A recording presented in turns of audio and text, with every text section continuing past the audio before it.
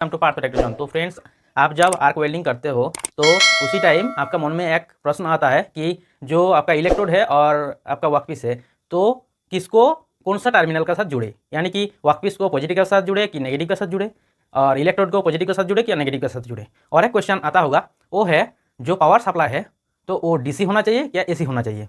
तो ये टॉपिक के ऊपर मैं विस्तार में आज बात करूँगा। तो देखिए, पहले आपको समझना होगा जो एसी सप्लाई और डीसी सप्लाई के बारे में, ठीक है। तो जो एसी सप्लाई होता है, ठीक है, एसी सप्लाई होता है वो ऐसा फ्लक्चुएट करते हुए जाता है, ठीक है। यहाँ पे पॉजिटिव, नीचे नेगेटिव, फ्लक्चुएटिंग करते हुए जाता है। लेकिन जो हमारा डीसी होता है, डीसी सप्लाई होता है, वो पूरा सीधा जाता है, ठीक है। ये डीसी, ये एसी, ठीक है। तो क्या होता है, हमारा जो एसी सप्लाई है तो उसका जो हीट है वो यूनिफॉर्म रहता है, ठीक है। यानी कि हीट का कोई चेंज नहीं होता है। जो हमारा हीट टोटल प्रोड्यूस होगा उसका आधा हमारा इलेक्ट्रोड में होगा और आधा वर्कपीस में होगा, 50-50 करके होता है, 50% 50%। लेकिन जो हमारा डीसी है तो डीसी में हमारा जो वर्कपीस और इलेक्ट्रोड में जो हीट जनरेट होगा वो हम लोग कंट्रोल कर सकते हैं, ठीक है। वो बाद में हम लोग बात करेंगे, इस वीडियो में बाद में बात करेंगे। तो एसी सप्लाई में प्रॉब्लम क्या होता है, मान लीजिए आपका पास कोई थिक मेटल है और उसको वेल्डिंग करना है, तो उसको वेल्डिंग करने के लिए उसको मेल्ट करना पड़ेगा पहले, और मेल्ट करने के लिए आपको ज़्यादा हीट का ज़रूरत है। जैसा वो थिक है, थिक होने से कारण उसको ज़्यादा हीट का ज़रूरत पड़ता है। तो उसमें हमारा एसी में तो वो 50-50 हमारा इलेक्ट्रोड में, 50 हमारा वर्कपीस में हीट प्रोड्यूस होता है। लेकिन उसमें हमारा डीसी यूज करेंगे तो डीसी में हम लोग जो हीट है उसको इंक्रीज कर सकते हैं, ठीक है। जहाँ पे हमारा वर्कपीस में ज़्यादा हीट ज़रूरत होगा उसमें हम लोग वर्कपीस में ज़्यादा हीट प्रोड्यूस कर सकते हैं और जो इलेक्ट्रोड है उसमें कम।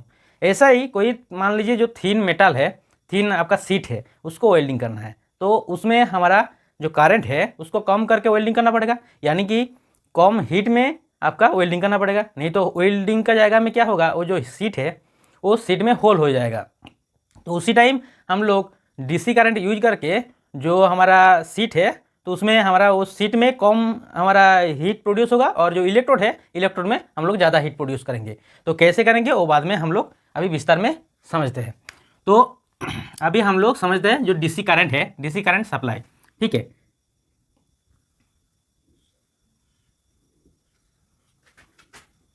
डीसी सप्लाई, डीसी सप्लाई, तो डीसी सप्लाई में हमारा दो पोलैरिटी होता है, एक होता है स्ट्रेट पोलैरिटी और एक रिवर्स पोलैरिटी, ठीक है।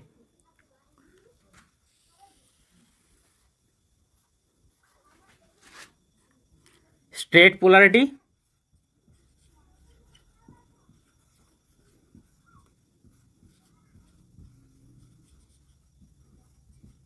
और एक रिवर्स पोलैरिटी,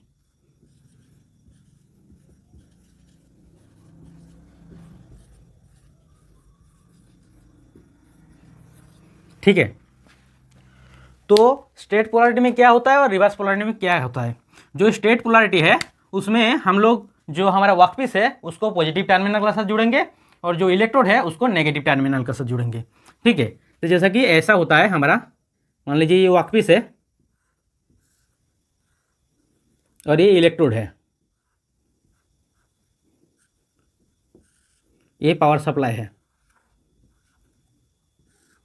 तो हमारा जो वर्कपीस है इसको पॉजिटिव के साथ जुड़ेंगे, जो हमारा इलेक्ट्रोड है इसको नेगेटिव के साथ जुड़ेंगे, ठीक है। इसका उल्टा होता है हमारा रिवर्स में। रिवर्स में हमारा जो वर्कपीस है उसको नेगेटिव टर्मिनल के साथ जुड़ेंगे और जो हमारा इलेक्ट्रोड होता है उसको पॉजिटिव के साथ जुड़ेंगे,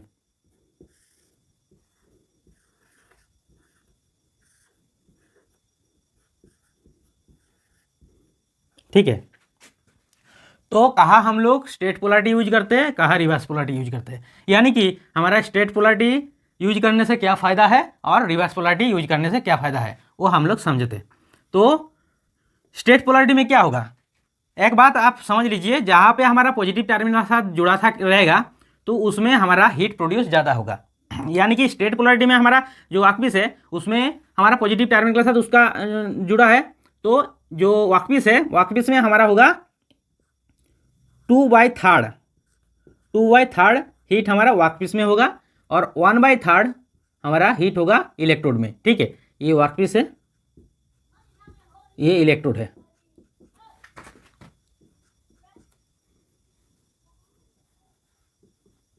ठीक है, ऐसा ही हमारा रिवर्स पोलैरिटी में क्या होगा, रिवर्स पोलैरिटी में हमारा पॉजिटिव टर्मिनल के साथ जुड़ा हमारा इलेक्ट्रोड है, तो हमारा इलेक्ट्रोड में होगा 2/3 हीट प्रोड्यूस होगा और जो वर्कपीस है इसमें होगा 1/3 हीट। ठीक है, तो ये एक पॉइंट है, हमारा जो स्टेट पोलैरिटी में जो वर्कपीस होता है उसमें ज़्यादा हीट प्रोड्यूस होता है और इलेक्ट्रोड में कम, रिवर्स में वर्कपीस में कम होता है और हमारा जो इलेक्ट्रोड है उसमें हीट ज़्यादा प्रोड्यूस होता है। ठीक है, पहला पॉइंट। सेकंड पॉइंट क्या है, कौन सा मटेरियल के लिए स्टेट पोलैरिटी यूज करेंगे, कौन सा मटेरियल के लिए हम लोग रिवर्स पोलैरिटी यूज करेंगे। ठीक है, तो देखिए जिसका मेल्टिंग पॉइंट ज़्यादा होगा, जिस मटेरियल का मेल्टिंग पॉइंट ज़्यादा होगा तो उसको मेल्ट करने के लिए ज़्यादा हीट का जरूरत पड़ेगा, तो उसमें हम लोग स्टेट पोलैरिटी यूज करेंगे क्योंकि यहाँ पे ज़्यादा हीट प्रोड्यूस होता है ना, स्टेट पोलैरिटी में हमारा 2/3 हीट प्रोड्यूस हो रहा है, तो इसलिए हम लोग ज़्यादा जो मेल्टिंग पॉइंट है, यहाँ पे आप पॉइंट करके लिख लीजिए, हाई मेल्टिंग पॉइंट मटेरियल। ठीक है, और रिवर्स में उसका उल्टा होगा, रिवर्स में हमारा इलेक्ट्रोड में ज़्यादा हो रहा है और हमारा वर्कपीस में कम हो रहा है, तो जो लो मेल्टिंग पॉइंट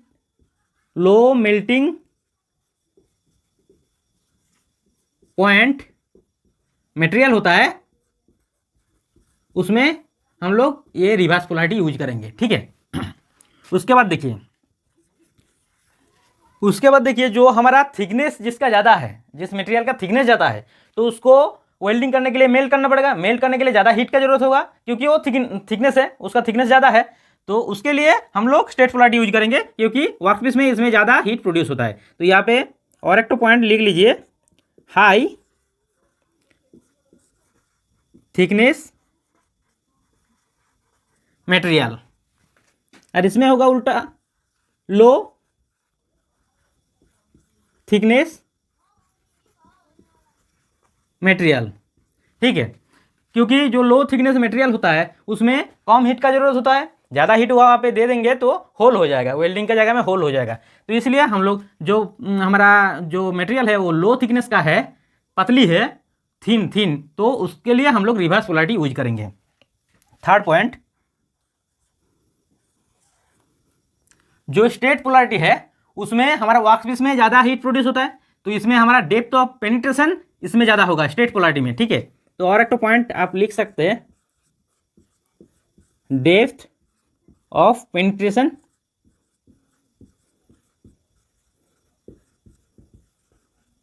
हाई,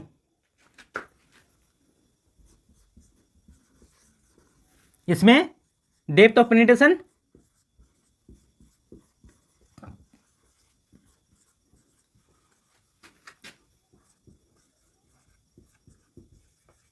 लो। ठीक है, उसके बाद देखिए जो हमारा जहाँ पे हमारा वेल्डिंग में ज़्यादा हीट प्रोड्यूस होगा, वेल्डिंग इलेक्ट्रोड में, जो वेल्डिंग इलेक्ट्रोड में ज़्यादा हीट प्रोड्यूस होगा तो उसमें ऑयल डिपोजिशन रेट ज़्यादा होगा, तो वेल्डिंग जो हमारा इलेक्ट्रोड है कहाँ पे हमारा ज़्यादा हीट प्रोड्यूस हो रहा है, रिवर्स में, तो इसमें हमारा जो ऑयल डिपोजिशन रेट ज़्यादा होगा, तो ऑयल डिपोजिशन रेट हाई, इसमें ऑयल डिपोजिशन रेट हमारा लो होगा क्योंकि हमारा इलेक्ट्रोड में कम हीट प्रोड्यूस हो रहा है। उसके बाद देखिए कहाँ पे हमारा जो वेल्डिंग का स्पीड ज़्यादा होगा, जहाँ पे हमारा ऑयल डिपोजिशन रेट ज़्यादा होगा वहाँ पे हमारा स्पीड ज़्यादा होगा, तो ऑयल डिपोजिशन रेट कहाँ पे ज़्यादा हो रहा है, रिवर्स में हो रहा है, तो रिवर्स में हमारा स्पीड ज़्यादा होगा। ठीक है, तो स्पीड भी हमारा जो रिवर्स है, रिवर्स पोलैरिटी में हमारा ज़्यादा होगा, स्पीड ऑफ वेल्डिंग हाई, और इसमें हमारा कम होगा, तो स्पीड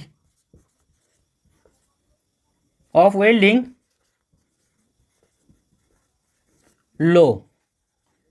तो अभी देखिए जो हमारा स्टेट पोलैरिटी है, तो स्टेट पोलैरिटी इसको क्या क्या नाम से बोल सकते हो? तो देखिए जो स्टेट पोलैरिटी है ये तो डीसी करंट स्टेट पोलैरिटी, यानी कि इसको आप ऐसा कह सकते हो, एक मिनट, स्टेट पोलैरिटी को हम लोग D C direct current straight polarity DCSP कह सकते हैं, ठीक है। और रिवर्स को हम लोग direct current reverse polarity DCRP कह सकते हैं। और क्या कह सकते हैं? देखिए डायरेक्ट करंट तो होगा ही, उसके बाद देखिए इलेक्ट्रोड नेगेटिव, इलेक्ट्रोड नेगेटिव में है तो DCEN direct current electrode negative. और क्या कह सकते हैं? डायरेक्ट करंट हमारा जो वर्कपीस है वो पॉजिटिव में है तो वर्कपीस पॉजिटिव DCWP। यहाँ पे हम लोग डायरेक्ट करंट इलेक्ट्रोड पॉजिटिव और डायरेक्ट करंट वर्कपीस नेगेटिव, ठीक है। तो आज का वीडियो कैसा लगा कमेंट बॉक्स में जरूर बताइए, और वीडियो अच्छा लगा तो वीडियो को एक तो लाइक कर दीजिए, शेयर कर दीजिए फ्रेंड सर्कल में, और सब्सक्राइब नहीं किया तो सब्सक्राइब करके बेल आइकन प्रेस कर दीजिए। मैं इसी तरह इंडस्ट्रियल टॉपिक के बारे में जानकारी लेके आता हूँ। चलिए आज के लिए इतना ही, मिलते हैं नेक्स्ट वीडियो में और एक न्यू टॉपिक के साथ। जय हिंद।